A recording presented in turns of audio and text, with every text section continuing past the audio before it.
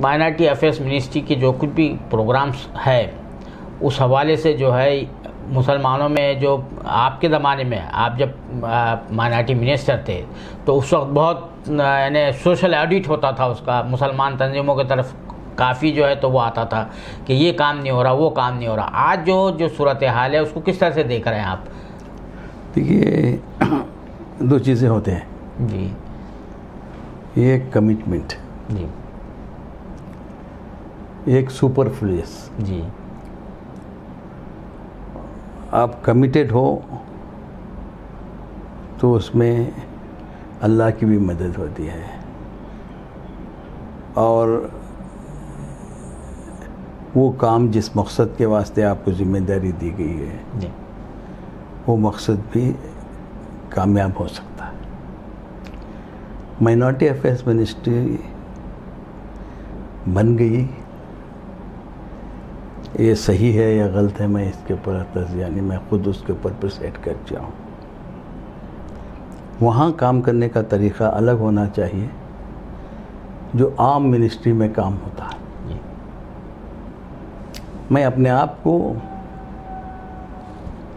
ये साबित करने की कोशिश कर रहा हूँ कि मैंने बहुत अच्छा काम किया बजा, मगर मैं समझता हूँ कि मेरे पास कुछ कमिटमेंट्स थे, मैं कौम से जुड़ा हुआ था और हालात का मुझे अच्छा अंदाज़ा था, तो वैसा ही शख्स आके कुछ यहाँ कर सकता, मैं नहीं, मेरे ख्यालात रखने वाला, कमिटमेंट करने वाला कोई नहीं।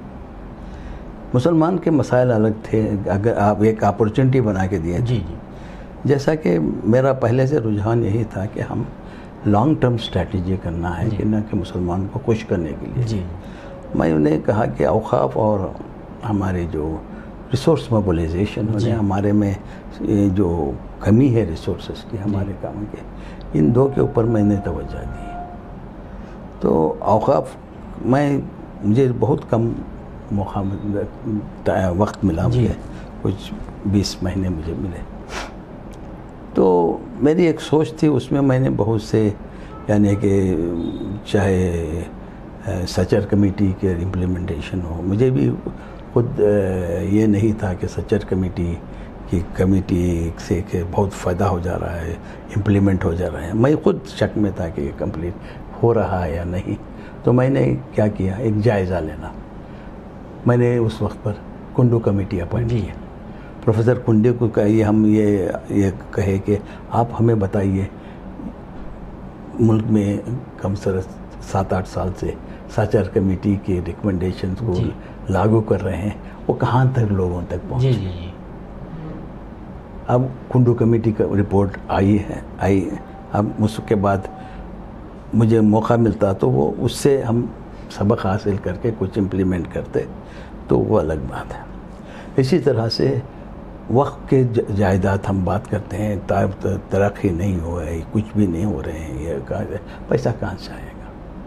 अब मुल्क में हर चीज़, जो भी एक प्रोजेक्ट लेते हैं उसको एक कॉरपोरेट ये बना के रिसोर्सेज मोबिलाइजेशन करने की कोशिश करते हैं। मैंने कहा कि एक ऐसी हमारा इदारा बनना चाहिए जहाँ वो फाइनेंशियल मोबिलाइज करेंगे, लोन्स हो, कुछ भी हो, और ये मुतवलियों को इनसे उनसे आप तरक्की नहीं करा सकते। जी। तो अब मुतवलियों को करना है तो भी देखिए, पहले ये था कि वक्त काउंसिल के सामने कुछ फंड दे देते थे, उससे छोटा फंड था और उससे बहुत से इदारे बने, बहुत से वक्त प्रॉपर्टीज डेवलप भी हुए। इसी तरह से अगर हमारे पास एक लार्ज फंड होता है 100,000 करोड़ 2,000 करोड़ का, अब मेरा विज़न ये था कि 1,000 करोड़ का फंड बने। तो इस महीने कन्विंस किया और कॉरपोरेशन बना, और सरकार की जिम्मेदारी है तो कॉरपोरेशन को आगे ले जाए। जब इदारा बनता है तो अब उन्होंने ख़त्म कर दिया इदारे को। जी। अफसोस की बात है, ये भी एक सचर कमेटी का रिकमेंडेशन था कि वक्त डेवलपमेंट कॉरपोरेशन होना चाहिए, पार्लियामेंट का रिकमेंडेशन था। ये सब होने के बावजूद जब मैं उसको बनाया तो वो उसको ख़त्म किया गया। तो आपके पास बचा ही क्या है? भीख, कुछ ग्रांट दे देते हैं, स्कॉलरशिप दे दो, हम ये कर दो। कौम को इस तरह से आगे नहीं ला सकते। उनके तालीमी और इक़्तिसादी मसाइल को इस तरह से आप ग्रांट दे के अब आप उनको सेल्फ अपने जैसा कि हमारे जो वसाइल हैं वो वसाइल को इस्तेमाल करके उनको मजबूत बनाए, इदारे बनाए। अब मैं 5 यूनिवर्सिटी की बात किया था, वो भी काम शुरू हुआ था, वो उसका भी रिपोर्ट मौजूद है। जो भी मैंने क़दम उठाए थे वो क़दम को वहीं ख़त्म कर दिए। अब कुछ ये 2-3 जो स्किल डेवलपमेंट के हैं नया नाम देके वो उसको लेना चाहिए। इससे कौम मुसलमान 20 करोड़ मुसलमान की तकदीर इस तरह से नहीं बदल सकती जी। तो ये था माइनॉरिटीज़ 20 करोड़ माइनस नहीं है, 25-26 करोड़ है पूरे कौम और अदर दूसरे माइनॉरिटी ने। इसका एक मुनज़्ज़म एक निज़ाम होना चाहिए था। तो वो तकरीबन चरमरा गया है आपका कहना। अच्छा, ये आपने वक्त पर बहुत काम किया है, आप ही की वजह से वो जॉइंट पार्लियामेंट्री रिपोर्ट जो है वो बनी है, बहुत ही काम की चीज़ है, वो सब पूरा आ गया है उसके अंदर। और उसके बाद आपके ही वज़ारत के दौरान जो है वक्फ एक्ट बना, लेकिन वो आपको टाइम नहीं मिल पाया गालिबन। जो पब्लिक प्रीमाइसेस इविक्शन एक्ट जो था वो बन नहीं पाया, वक्फ का जो बनना चाहिए था। वो बिल भी इंट्रोड्यूस हो गई हमारे पार्लियामेंट में बिल। तो अब ये जो है 8-9 साल में जो है वक्फ का जो जिस तरीका वो होना चाहिए था, वक्फ मैदान में जो पेशरफ्त होना चाहिए था, उसमें क्या आपका असेसमेंट है, क्या समझते हैं आप? नहीं, मुझे अफसोस है, मैं असेसमेंट किसी के ऊपर तनकीद करने जाता नहीं देंगे। 8 साल बहुत लंबा टाइम होता है जी। अब आप अगर क्योंकि एक फॉर चेंजेस लाना चाहें तो बहुत से ला सकते थे। और मैं कुछ 20 महीने में इतना कि पब्लिक प्रीमाइसेस एक्ट का बिल इंट्रोड्यूस किया, इक्वल अपॉर्चुनिटी का बिल इंट्रोड्यूस किया जी। वक्फ बोर्ड वक्फ एक्ट बने, वक्फ डेवलपमेंट कॉरपोरेशन बना, और MSDP का चेंजेस हमने लाए जी जी। ब्लॉक वाइज लेके आए। स्कॉलरशिप में तब्दील, हम स्कॉलरशिप को डिमांड ड्रिवन करना चाहते थे, क्योंकि ये कुछ स्कॉलरशिप उन लड़कों को दिए जो भी मुस्तहक है उसको स्कॉलरशिप देना, वो उसका भी हमने इंट्रोड्यूस किया, जैसे SC और ST के लिए। तो ये कुंडू कमेटी रिपोर्ट को इम्प्लीमेंट करना ज़रूरी था उन्होंने जिस तो ये सब चीज़ें जो हैं। और जो सबसे पहले जो है हमारे इक्वल अपॉर्चुनिटी कमीशन जी जी, वो हम आपने उसके लिए काफ़ी काम किया। नहीं, बिल भी इंट्रोड्यूस किया जी, बिल भी इंट्रोड्यूस किया। तो ये मैं 20 महीने में इतना कर सकता हूँ। तो जी आप ये 8 साल में कुछ भी नहीं हुआ जी। तो बोलते हैं अब वो कह के वो दस्तकारी कुछ करते हैं, वो एक नाम हुनर हाट बना रखा है, उसी पर फोकस होता है। हुनर हाट किसी को पता ही नहीं क्या हुनर हाट जी जी। तो ये इससे नहीं, आपका मकसद क्या होता है मिनिस्ट्री का या कौम का या गवर्नमेंट का, कि लोगों के इसमें तब्दीली लाना चाहिए, एजुकेशन इकोनॉमिक अपलिफ्टमेंट में तरक्की लाना चाहिए। वो कुछ काम ज़ाहिर नज़र नहीं आता जी। अच्छा, एक तो वक्फ का मामला है, एक और एक मामला था कि 123 जो जायदाद थी वक्फ दिल्ली में, उसको जो है बड़ी कोशिशों के बाद वो बर्नी कमेटी आई, उसके बाद उसने आइडेंटिफाई करके दिया। इंदिरा गांधी ने कहा कि वापस जो है वक्फ बोर्ड को दिया जाए, फिर आपके ज़माने में आकर आपने उसको डी नोटिफाई किया। लेकिन अब उसमें से एक जायदाद जो है वो ज़बरदस्ती ये निज़ामुद्दीन में जो लाल मस्जिद है उसके साथ जो मुल्क जो कब्रस्तान था वो दे दिया गया है एक नीम फौजी दस्ते को, जो है पुलिस के एक दस्ते को, इंडो तिब्बतियन पुलिस फोर्स को दे दिया गया, ज़बरदस्ती किया। और अदालत जो है उसको इंटरटेनमेंट, वक्फ बोर्ड जाता है कि भाई ये हमारी जगह है, उसको इंटरटेन करने के लिए तैयार नहीं होती है। तो ये जो सूरत हाल है 123 जायदादों की और उसकी, देखिए ये 123 जायदाद की बहुत लंबी तारीख जी, क्योंकि दिल्ली में बहुत से वक्फ प्रॉपर्टीज़ जो 1920 या 22 में जब नई दिल्ली बन रही थी जी, तब पूरे नई दिल्ली के जो एरियाज हैं जी जी उसको अक्वायर किया गया जी जी। कई गांव थे उसमें, गांव थे, बहुत से गांव थे। तो उसमें रिलीजियस प्रॉपर्टीज़ भी थे, दरगाह थे, खानका थे, वो सब थे। तो जब ये एजिटेशन हो रहा था उसका कोई देखभाल करने वाला नहीं था। दरगाह है, कोई वो क्या DDA करेगी या दिल्ली अर्बन डेवलपमेंट मिनिस्ट्री करेगी, किसके हवाले है, कुछ ये सब कन्फ्यूजन था। तो इंदिरा गांधी के ज़माने में ये बर्नी कमेटी, जैसा कि आपने कहा, बर्नी कमेटी बनी, उसके ऊपर जायज़ा लिया गया। आखिर में जाकर ये हुआ कि 123 प्रॉपर्टी जो ऐसे हैं हमको वापस कर देना चाहिए। अब उस पर मसला चला कि कैसा वापस करें, ये अक्वायर हो गई है, इसको वापस हम नहीं कर सकते, डी नोटिफाई करना है, डी नोटिफाई करेंगे तो क्या होगा, ये होगा, इस तरह। तो एक लॉन्ग लीज पे एक मिनिमम के आप उन्हें लीज दे दिया। तब कोई एक इदारा जो है, ये हिंदू विश्व परिषद ने कोई पुरानी दिल्ली में एक विश्व हिंदू परिषद करके एक इदारा ने एक हाई कोर्ट में रिट दाखिल कर दिया। अब वो रिट क्या है कि हम जो प्राइस वो दे रहे हैं उसके हम डबल देंगे, हमको दे वो लीज पर। ये एक फालतू ऑब्जेक्शन बिल्कुल जो है। अब वो 18 साल तक कोर्टों में लगता रहा। ये ऐसी ताज्जुब की बात है कि क्या एक छोटा सा मसला 18 साल तक हाई कोर्ट में लगता था, उसे कोई परस्यू ही नहीं कर रहा था। हुकूमत दी थी, उनको परस्यू करना चाहे था, वो खामोश हो गए। और कोई कोर्ट केस कॉल करते, ये इसकी बड़ी लिस्ट है। तो जब हालांकि मैं मुझे मिनिस्टर बनने का मौका हुआ, हालांकि हमारे मिनिस्ट्री का सब्जेक्ट नहीं था ये, क्योंकि अर्बन डेवलपमेंट मिनिस्ट्री में थे। तो मैंने उस वक्त पर ये तय किया कि मैं इसके पीछे एक कोशिश करूँगा, काम करूँगा। तो मैं साइमल्टेनियसली 123 अपराध की हिस्ट्री को गया, क्या किए हम, सेंट्रल लॉ काउंसिल में इसके ऊपर बहस हुई, इस तरह से किस तरह से लेना, और उसके बाद लीगल एक्सपर्ट्स की कमेटी बनाई, बाद में और एक कमेटी बनाई कि क्या ये एक्विजिशन जायज़ है या नहीं उस वक्त पर। तो ये सब जाने के बाद ये तय किया कि एक्विजिशन सही नहीं था, एक कमेटी बनाई, और वो कमेटी का वो रिपोर्ट हमने उस वक्त के अटॉर्नी जनरल से ओपिनियन लिया कि अगर वहाँ पर हमारे पास कोई ये प्रूफ नहीं है कि इसको एक्वायर करके इसका कॉम्पनसेशन दिया गया है, कॉम्पनसेशन देने का प्रूफ नहीं है, या पोजीशन लेने का प्रूफ नहीं है, तो एक्विजिशन नामुकम्मल होता है। तो इसी बिना को मैं लेकर अर्बन डेवलपमेंट मिनिस्ट्री से बहस करके हमने first time in the history के कैबिनेट में मसला लाया और डी नोटिफिकेशन करवाया। एक अल्लाह की मदद इसमें शामिल हुई, डी नोटिफाई, यानी पहले खाली लीज पे थी, अब डी नोटिफाई आपकी प्रॉपर्टी हो गई। अब उसके बाद चंद महीनों के बाद हुकूमत, उसके बाद मेरे एक महीने में हम इलेक्शन डिक्लेयर हो गया और हमारी हुकूमत चली गई। ये एक टेक्निकल सवाल उन्होंने कोई हाई कोर्ट में डाल दिया, ये डी नोटिफिकेशन को चैलेंज नहीं किया, वो हुआ कि ये इलेक्शन कोड ऑफ कंडक्ट में आ जाता है। अच्छा। यानी जिस दिन डी नोटिफाई हुई प्रॉपर्टी उसी दिन इलेक्शन भी डिक्लेयर हो गए।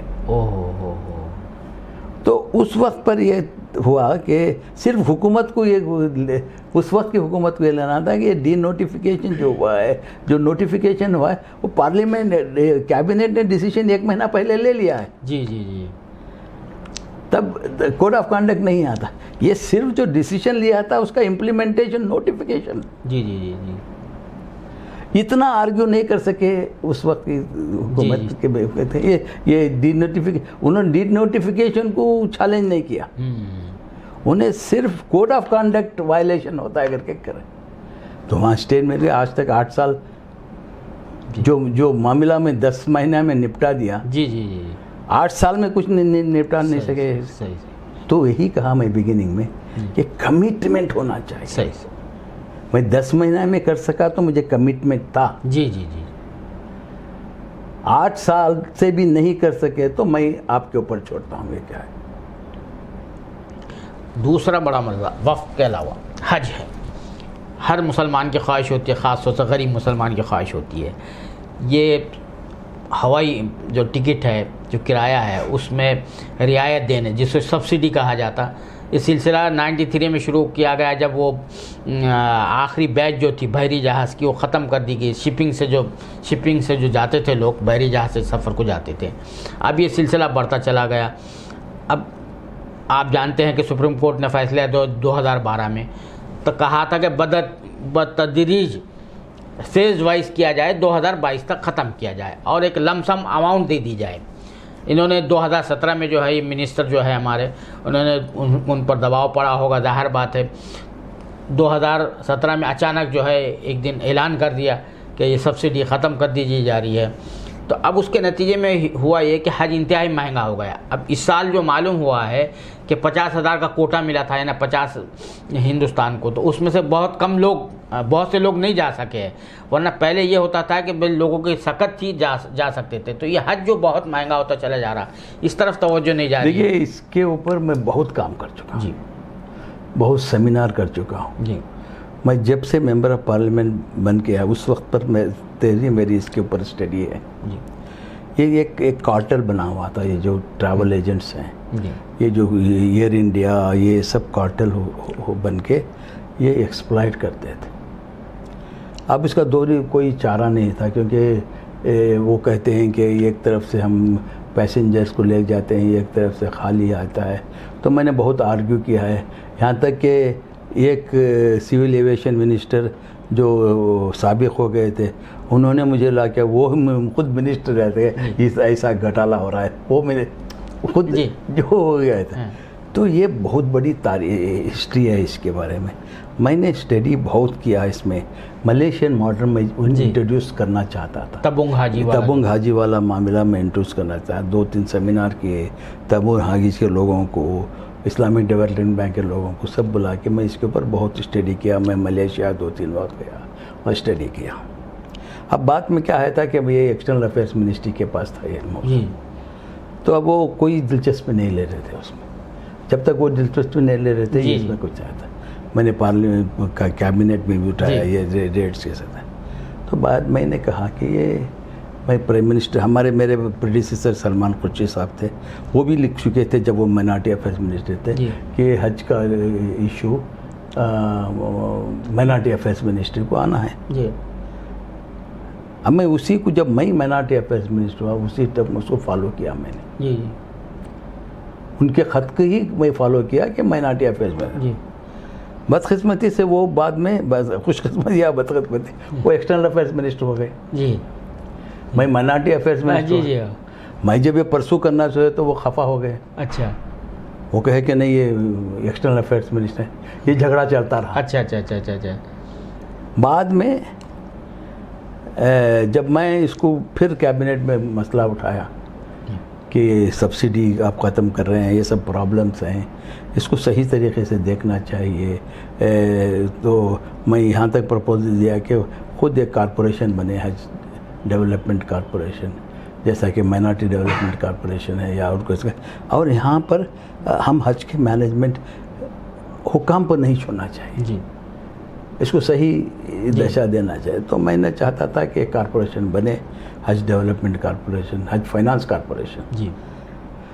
तो जब ये फैसला, जब 2 मुसलमान लड़ रहे हैं जी, 2 भी मुसलमान थे जी, minority affair minister, external affair minister, उन्होंने एक्सटर्नल अफेयर मिनिस्टर ने यहाँ तक कह दिया कि एक्सटर्नल अफेयर सेक्रेटरी, हमारे सेक्युलर क्रेडेंशियल को दिखाना है, तो हमको ये जो एक सेक्रेटरी मेरे साथ कहते हैं कि हिंदुस्तान सेक्युलरिज्म दिखाना है तो ये मिनिस्ट्री एक्सटर्नल अफेयर्स का पास आना चाहिए। अच्छा, तो मैं बोला उनको, अगर ये मिनिस्ट्री ये माइनॉरिटी अफेयर्स को ट्रांसफर कर दे तो ये क्या कम्युनल मिनिस्ट्री है, तो आप माइनॉरिटी अफेयर्स मिनिस्ट्री के कम्युनल मिनिस्ट्री कहते हैं क्या?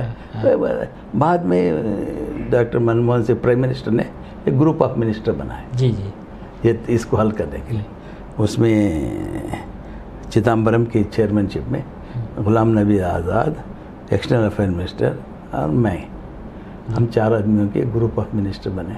तो ये डिसाइड फैसला करो, तो वहाँ भी बहुत बहस के बाद ये एक्सेप्ट, बारिंग एक्सटर्नल अफेयर मिनिस्टर, 3 मिनिस्टरों ने एक्सेप्ट किया कि ये मेरा प्रपोजल एक्सेप्ट करना चाहिए जी। तो उन्होंने ये दी कि जहाँ तक हज कमेटी का सवाल है या मिनिस्ट्री माइनॉरिटी अफेयर्स, हज का सब डील करेगी, क्योंकि इंटरनल है, वहाँ कोई एक्सटर्नल नहीं आएगी, वो पूरा माइनॉरिटी अफेयर्स मिनिस्ट्री ट्रांसफ़र कर दे, और माइनॉरिटी डेवलपमेंट का फाइनेंस कॉरपोरेशन भी बना सकते हैं जी।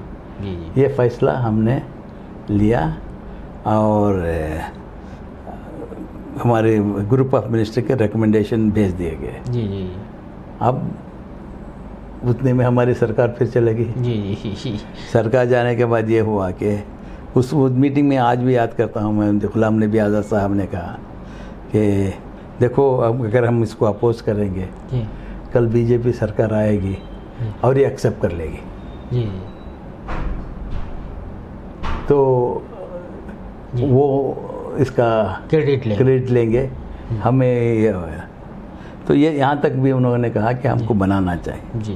खैर मान लिए गए और रिकमेंडेशन भी हो गया ग्रुप ऑफ मिनिस्टर का। अब वो फाइल कैबिनेट को गई। अब तो ग्रुप ऑफ मिनिस्टर जो रिकमेंडेशन करते हैं ऑटोमेटिक एक्सेप्ट रहता है। अब हमारी कैबिनेट नहीं कर सकी, दूसरी कैबिनेट आई और देखी और माइनॉरिटी अफेयर्स, हज माइनॉरिटी अफेयर्स को ट्रांसफ़र कर दिया। अब वो अगर 1 साल पहले ये हमको मुझे मिल जाती तो मैं इससे एक जैसा वक्त आपको हम दे दिए, इस तरह से ये सब बन जाते। और ये सबसे बड़ा मसला है सब्सिडी का था। मैं सब्सिडी के खिलाफ था। सब्सिडी हाजियों को नहीं जा रहा है, सब्सिडी हाजियों के नाम पर दूसरों को सब्सिडी दूसरों को चले जाए ये क्या था। मगर अल्लाह की मर्जी क्या थी। अब इनके पास वो एक तो विजन नहीं है। जी। अब ये जो हज के जो अखराजात बढ़ रहे हैं, ख़ासतौर से सफरी अखराजात के, जो टिकट 32,000 35,000 का मिलना चाहिए वो उसको डबल देना पड़ रहा है, या जो दूसरी जगह से जा रहा है कंपटीशन नहीं, इसमें कंपटीशन। तो वही मैं यही कहना चाह रहा हूँ कि जो हज एक्ट में है कि एयर इंडिया को मजाज बनाया गया, ऑथोराइज किया गया था, तो इसका मुतालबा किया जाए कि भाई अब एयर इंडिया तो रही नहीं, आलमी टेंडर जो है तो फ्लोट किए जाए, तभी तो ये मामला ये होगा। ये जो एक्सप्लॉयटेशन हो रहा है, हाजियों को जो एक्सप्लॉयटेशन हो रहा है, और कहा जाता है आईटा के तहत कि 1/3 भी ऑक्यूपेंसी होती है किसी जहाज़ की तो वो उड़ सकता है, वो लॉस में नहीं होता है। मैं डिटेल आर्ग्यू कर दिया हूँ प्राइम मिनिस्टर के लेटर में, ये 1/3 में भी हम ले जा सकते हैं। हमारे खुद कारपोरेशन बना के एक हज के फ्लाइट्स भी रख सकते हैं। बहुत इसके ऊपर स्टडी हुई है, मगर स्टडी है, कोई देखने वाला। जी। ये थे साबिक़ अक़लियती उमूर के मरकज़ी वज़ीर रहमान ख़ान साहब, जिन्होंने वक़्त के मुतालिक जो भी उनके ज़माने में जो भी काम हुए और हज के सिलसिले में जो भी काम हुआ उसकी अंदरूनी तफसीलात से नाज़रीन को आगाह किया। हमें बताया कि किस तरह से बहुत से मामला तय हो गए थे, लेकिन इक़्तिदार की तब्दीली के नतीजे में वो अधूरे रह गए, वो अभी मुअल्लक़ हैं, उनका जो है अमली तौर पर जो है इत्तलाक़ नहीं हो सका। कैमरामैन ज़ीशान राही के साथ मैं अब्दुल बारी मसूद, नई दिल्ली।